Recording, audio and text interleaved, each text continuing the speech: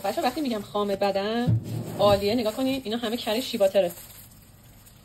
ببینید مقدار زیاد داخلش کره شیباتر داره، یه رطوبت رسان و یک نرم کننده عالی پوست، مخصوصا تو فصل پاییز. خب اینم که کره کاکائوه، اینا هم یه رطوبت رسان، آب رسان، کلا دیگه مخصوص پوستای خشک.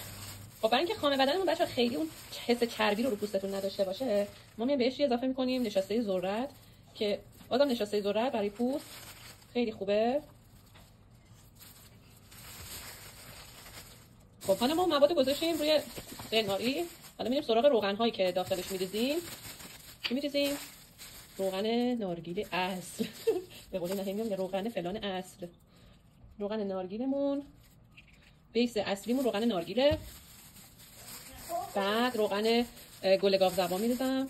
بعد در مجموع بچه 80 گرم روغن داره. حالا روغن جوجوبای اصل،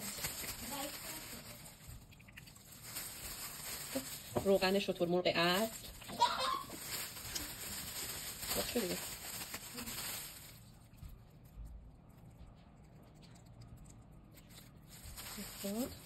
و روغن بادام. این اصل همش اصله ها، اصلا فکرشو نکنید یه موقع فرق باشه. خب 80 گرم روغن. ویتامین ای و دیگه اسانس دلخواه و رنگ و اینا رو هم آخر اضافه میکنیم، ولی من ترجیحم اینه که بچه‌ها دیگه نیایم رنگ و اسانس بهش اضافه کنیم. بیس خودش بوی بسیار مطبوع نارگیل میده و رنگ سفید خامه خوشگل.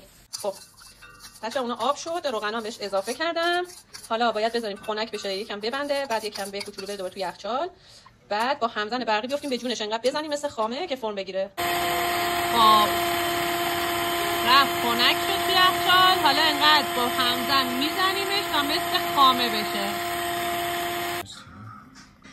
خب بچه‌ها انقدر هم زدیم تا دیگه شب شد، چراغ روشن کردیم. بعد حالا دیگه میریم برای پوکه زدن، مرحله هیجان انگیز ماسوله زدن. خب بخش ماسوله زدن.